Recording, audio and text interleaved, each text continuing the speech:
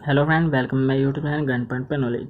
तो आज हम पढ़ेंगे व्हाट इज़ मनी लॉन्ड्रिंग, कि मनी लॉन्ड्रिंग क्या होता है और मनी लॉन्ड्रिंग के स्टेजेस पढ़ेंगे, और एंटी मनी लॉन्ड्रिंग क्या होता है, और मनी लॉन्ड्रिंग से बचने के लिए आरबीआई ने हमें कौन कौन सी गाइडलाइंस दी हैं, गाइडलाइन इशू की है, वो पढ़ेंगे। तो स्टार्ट करते हैं। मनी लॉन्ड्रिंग क्या होता है? मनी लॉन्ड्रिंग जैसे कि जो ब्लैक मनी होता है या जो गलत तरीके से कमाया गया पैसा है, उसको आप सही बनाते हैं या ये बनाने की कोशिश करते हैं कि वो एक सही तरीके से कमाया गया पैसा है और लीगल सोर्स से आया है वो पैसा। तो इस प्रोसेस को ही हम क्या बोलते हैं? मनी लॉन्ड्रिंग बोलते हैं। ओके, तो इसकी डेफिनेशन पढ़ लेते हैं। Money laundering is the procedure of making large amount of money generating by a criminal activity such as drug trafficking, terrorism funding and illegal save tax appear to have come from a legitimate source। Okay, तो ये भी वही बोल रहा है कि एक procedure है जो कि आप क्रिमिनल एक्टिविटी से जो पैसा आया है उसको आप सही बनाने की कोशिश कर रहे हैं। ओके, तो इसको और समझने के लिए एक एग्जांपल ले लेते हैं। ये है ए, इसने 1 करोड़ रुपए ब्लैक मनी जमा कर रखी है ड्रग सप्लाई कर करके। अब ये इस ब्लैक मनी को वाइट मनी में कन्वर्ट करना चाहता है, तो ये जाता है अपने दोस्त बी के पास। ठीक है, ये जो बी है क्या करता है? कसिनो का काम करता है, कसिनो चलाता है। ठीक है, ये अपने दोस्त को बोलता है कि ये 1 करोड़ रुपये मेरे बैंक अकाउंट में डाल दियो 2 दिन बाद, और ट्रांजैक्शन में ये बोल दियो कि इसका जैकपॉट लग गया। ठीक है, तो बी क्या करता है? ऐसे ही करता है, और बी 2 दिन बाद इसके बैंक अकाउंट में 1 करोड़ रुपये डाल देता है। ठीक है, तो 1 करोड़ रुपये आते ही साथ बैंक वाले क्या करते हैं? ए को बोलते हैं कि इतना सारा पैसा तुम्हारे पास कैसे आया? तो ए जब जाके बैंक में क्या बोलता है कि भाई मेरा गैम्बल खेला था, जुआ खेला था, उससे मेरे को 1 करोड़ रुपये मिल गया जो जैकपॉट लगा था। ठीक है, तो ये सुन के बैंक वाले भी उसको कुछ नहीं कहते। तो ये जो पूरी प्रोसेस हुआ ना, इसको ही हम क्या बोलते हैं? Money laundering. आई होप आपको समझ आ गया है। तो अब हम पढ़ते हैं इसके stages.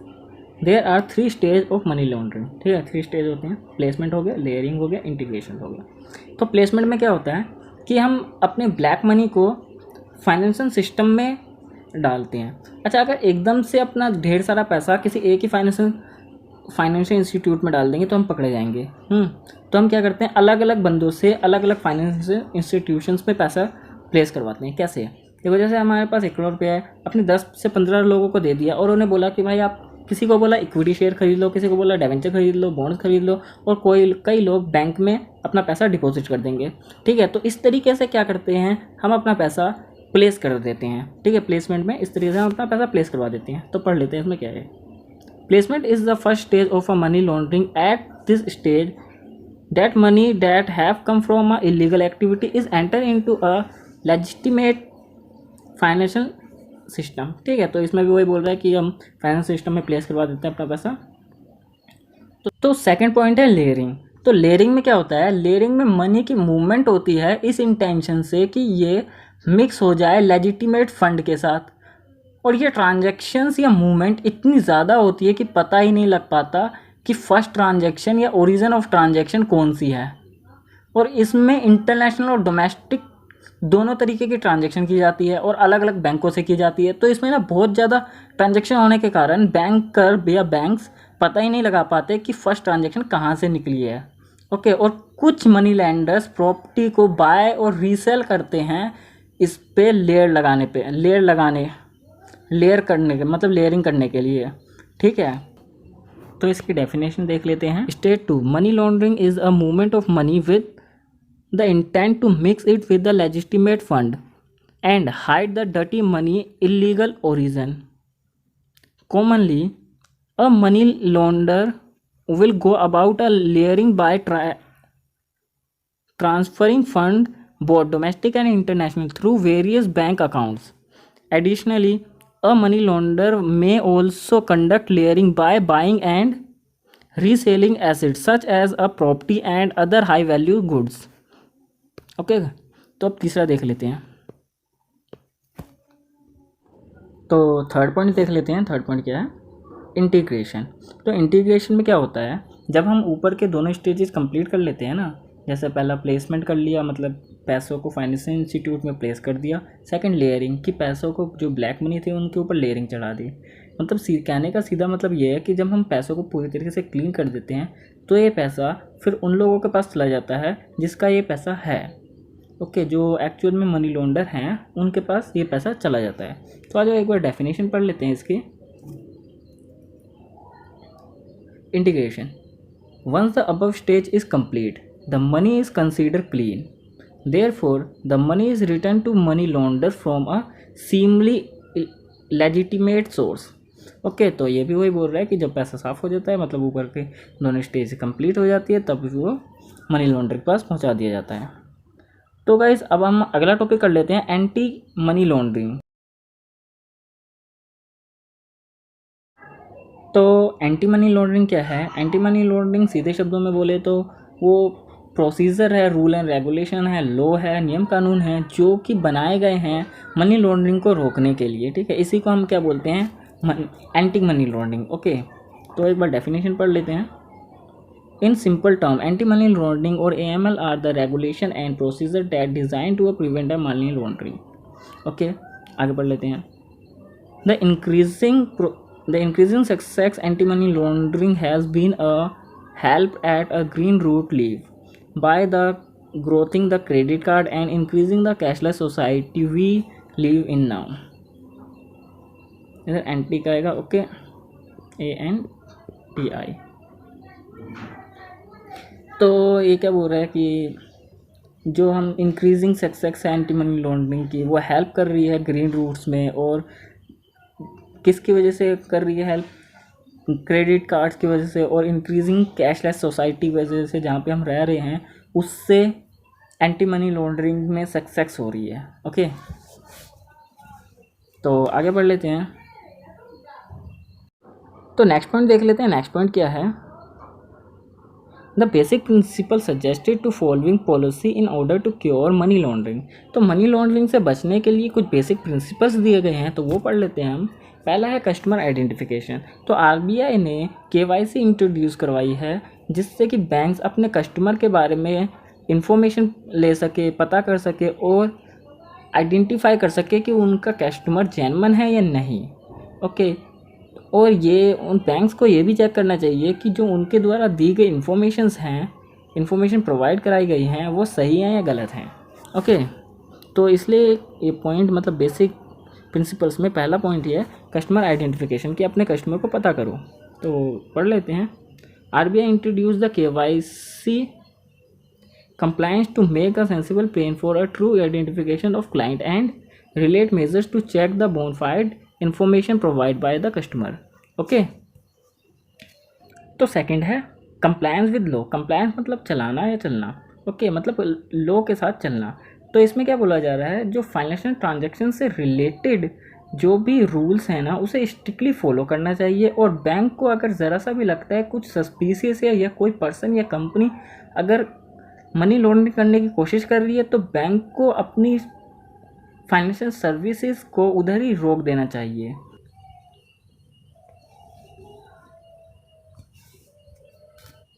The rule with regard financial transaction are to be implemented as put in banking statute. Banking should further not allow any financial service if they are suspicious that money might be used for money laundering। Okay,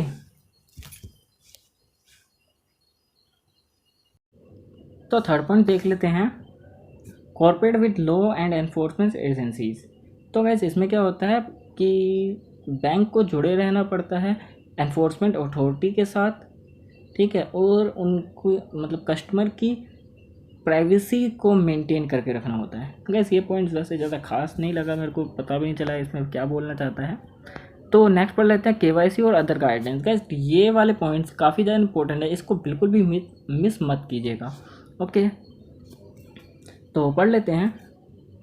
The RBI has played important role in curbing the menace of money laundering, and RBI issued the KYC guideline and anti-money laundering standard in 6 August 2005। Okay, तो guys RBI ने क्या किया? RBI ने एक महत्वपूर्ण role निभाया है money laundering के खतरे से बचने के लिए या रोकने के लिए। क्या है कि एक तो उन्होंने KYC गाइडलाइंस निकाली है और दूसरा anti money laundering standard sets किए हैं। ओके, तो नेक्स्ट देख लेते हैं क्या है। तो इस पॉइंट पे आरबीआई जोर देते हुए कहती है कि बैंक सक्सेसफुली कंट्रोल कर सकते हैं और डिक्रीज़ कर सकते हैं मनी लॉन्ड्रिंग को, अगर बैंक अच्छे से समझ लें कस्टमर की नॉर्मल और प्रैक्टिकल एक्टिविटीज़ को। ओके, तो मैं इसमें एक सिंपल सा एग्जांपल देता हूँ आपको कि जैसे मान लो एक पर्सन है जो कि 30,000 रुपये महीने का कमाता है। अब वो हर साल मतलब हर महीने 30,000 रुपये बैंक में डालता है और अपने खर्चों के हिसाब से 10 या 20,000 रुपये कुछ निकाल लेता है। तो अगर वो एकदम से 50 लाख या 1 करोड़ रुपीज़ अमाउंट डालता है तो ये क्या एक सस्पिशियस एक्टिविटी है, ये अलग हो जाएगा, ये नॉर्मल नहीं है। ठीक है, तो यही बोला जा रहा है कि अगर बैंक नॉर्मल एक्टिविटीज़ को पहचान ले तो मनी लॉन्ड्रिंग को पकड़ा जा सकता है। ओके, तो इसकी डेफिनेशन पढ़ लेते हैं एक बार।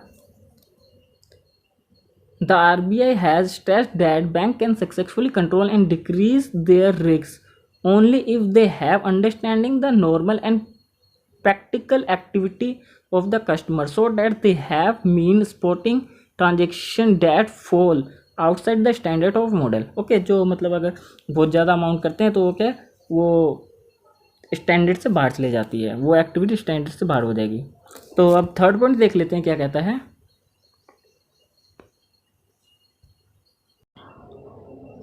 In the context of internet banking, there is always a danger that being extreme mobile, these transactions shall be remain undetected. तो बहुत ज़्यादा मोबाइल होने के कारण इंटरनेट बैंकिंग में हमेशा डेंजर बना ही रहता है। क्यों? क्योंकि इनकी ट्रांजैक्शन जो है बहुत ज़्यादा होती है, इसलिए इनकी ट्रांजैक्शंस को डिटेक्ट नहीं किया जा पाता है। Okay,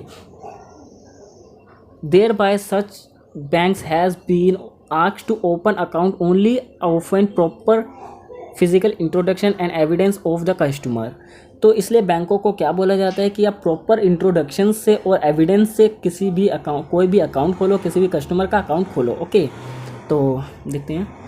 the online banking system are always required to keep a record all transaction taken place within a month. The character and worth of may be set by a central government.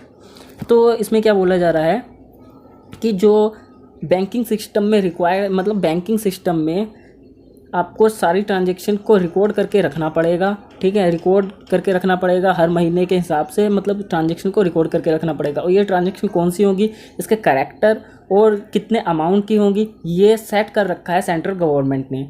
I hope ये third point आपको समझ आ गया होगा। तो fourth point में देखते हैं क्या है। तो फोर्थ पॉइंट देख लेते हैं क्या है।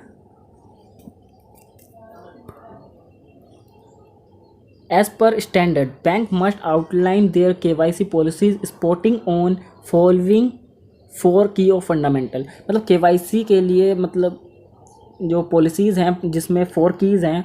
ठीक है, मतलब KYC के लिए कोई 4 कीज़ फंडामेंटल हैं जो कि होनी ही चाहिए आपकी KYC पॉलिसीज़ में। तो कौन कौन सी पॉलिसीज़ मतलब कौन कौन सी वो कीज़ हैं देख लेते हैं। फर्स्ट है कस्टमर एक्सेप्टेंस पॉलिसी। तो इसमें क्या होता है कि कभी भी आपका कोई न्यू कस्टमर आएगा तो उसके लिए आपके पास एक एक्सेप्टेंस पॉलिसी होनी चाहिए जिसके अंडर में रह के आप उस कस्टमर को एक्सेप्ट रखते हैं अपने पास।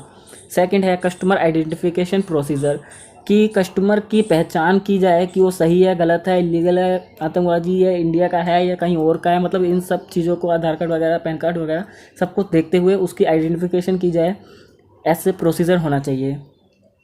और थर्ड है मॉनिटर ऑफ ट्रांजैक्शन, उसकी ट्रांजैक्शंस की मॉनिटर की जाए कि उसकी ट्रांजैक्शन कैसी नॉर्मल है या एबनॉर्मल तरीके से है, कि मतलब बहुत ज़्यादा अमाउंट्स में डील कर रही है। अगर डील कर रही है तो उससे डील करने के लिए उनके पास कुछ ना होना चाहिए। और सेकंड है रिस्क मैनेजमेंट, ये रिस्क की जगह सीधे आ गया। तो अगर इन सब के बावजूद भी अगर आपके रिस्क आ जाता है, मतलब कुछ ना कोई नुकसान हो जाता है, कोई दिक्कत आ जाती है, तो उस चीज़ से निपटने के लिए आपके पास रिस्क मैनेजमेंट होना चाहिए। ओके, तो आई होप आपको ये मनी लॉन्ड्रिंग का टॉपिक पूरी तरीके से समझ आ गया होगा। और ये क्वेश्चन इंपॉर्टेंट भी है तो ये ज़रूर करके ही जाइएगा। आई होप आपको ये वीडियो अच्छी लगी होगी। अगर अच्छी लगी है तो लाइक कर दीजिए, सब्सक्राइब कर दीजिए और बेल आइकन को प्रेस कर दीजिए, क्योंकि अभी और भी मैं क्वेश्चन पेपर्स और वीडियोस डालने वाला हूँ। तो आई होप आपको पसंद आए। Thank you for watching.